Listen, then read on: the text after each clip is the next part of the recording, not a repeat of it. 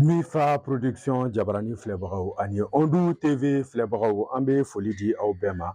Nin ye anw ka kunnafoni balalen kunnafoni min n'an bɛ to k'a di an ka finitigilakaw ka sanga ni wagati. O de hukumu kɔnɔ an b'a da u tulo kan k'a fɔ nin wagati nin kɔnɔ fɛn min ye ka bɛn ni Novembre kalo tile 26 tɛmɛni ye n'u bɛnna tarata don dɔ ma.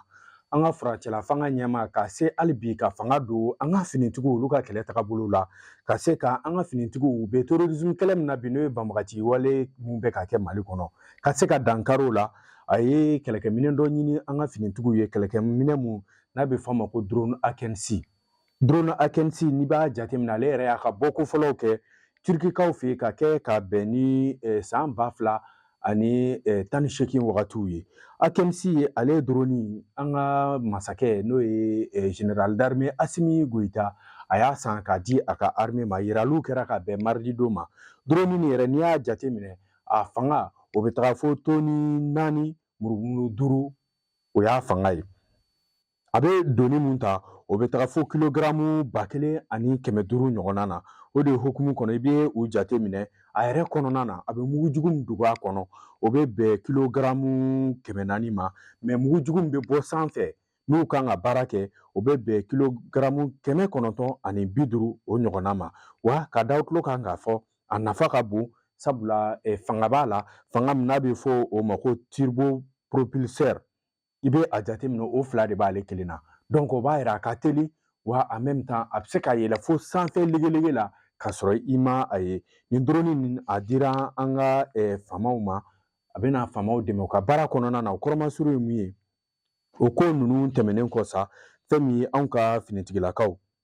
u ye baara daminɛ ni u ka drone kura ninnu ye o ma sɔrɔ dɔ wɛrɛ fɛ o kɛra ka bɛn kari yɛrɛ ma kari min kɔnɔna na i b'a ye banbagaci kɛwale tigilamaw anw ka rebelles ni terroristes ye tɛgɛdi ɲɔgɔnma minnu kɛ ka se ka jɛkulu caman sigi walasa u bɛ se ka Mali kɔrɔyanfan u bɛ se k'o tila cogo min na n'a bɛ f'o ma ko Azawad u y'o labɛn dɔw kɛ an kɛrɛfɛ jamana dɔw kɔnɔ n'o ye Algérie Tesanwatène Algérie ka bɔ yen nɔ ka na k'u bɛn'u ka baara laban kɛ Mali yɛrɛ kɔnɔ yan n'o ye Tesanwatène Mali ye o de hukumu kɔnɔ u kun y'a essayer ka tɔn dɔw sigi tɔn ni a bɛ f'o ma ko Front de Libération de l'Azawad u kun kan ka na o de waleya. U bɛ u ka nin ɲɔgɔn ye ninnu kɔnɔna na wagati min na an ka drone Akensi ale wulila k'a ka jateminɛw kɛ jateminɛw kɔnɔ a ye kunnafoniw caman di an ka drone tɔw ma ka se k'u bɛɛ kunnafoniya ka se ka ɲɛfɔli kɛ o de hukumu kɔnɔ an ka drone donna kɛlɛ la Mali ale ni Algérie o frontière kɔnɔna na i b'a kalama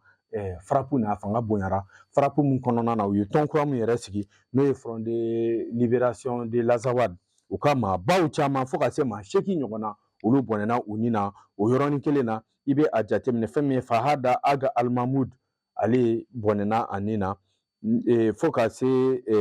an b'a da u tulo kan Mohamed Aga Ashrafi alias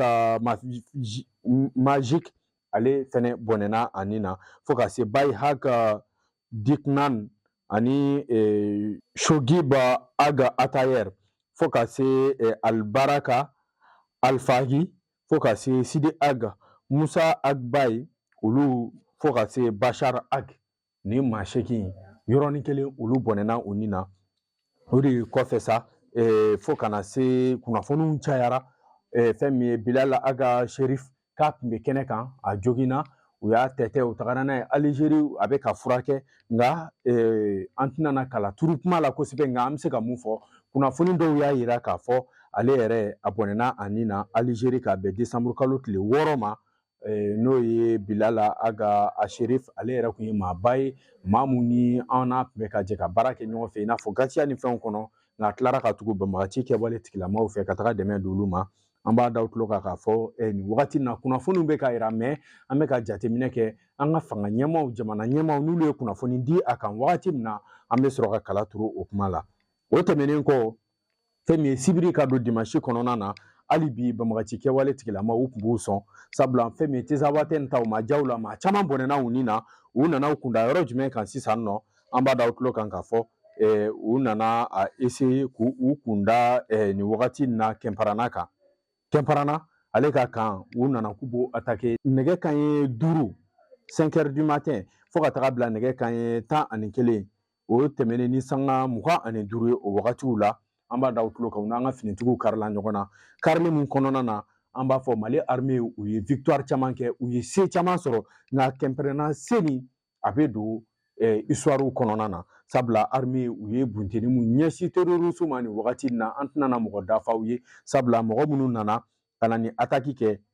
an b'a fɔ mɔgɔ kɛmɛ caman don nka armée u ye dankariw la ka se a dan na maa mun fagara a da ka ca kosɛbɛ kosɛbɛ kosɛbɛ an ka Mali armée u y'u jɔ u jɔyɔrɔ la u sera ka nin maa ninnu caman bɔnɛw nin na wa ka tila ka da u tulo kan tellement que a cayara fagali cayara banbagaci kɛwale tigilama ninnu dɔw y'a essayer k'u b'u yɛrɛ ɲini u tagara tɛgɛ da dɔw kan fɛn min ye san ale ni Tomiya ni ɲɔgɔn cɛ la olu minɛra yen u tun bɛ u ka motow de la wa ka da u tulo kan k'a fɔ fɛn min ye dugu denmisɛnninw n'o ye kɛnpɛrɛnna jeunes u bɛ fo kosɛbɛ sabula u ye dɛmɛ don an ka finitigilakaw ma walasa ka se ka nin maa ninnu sutura ma jugu minnu k'u nana k'u bɛna k'an attaquer ka se k'o sutura cogo min na walasa denmisɛnninw kana wuli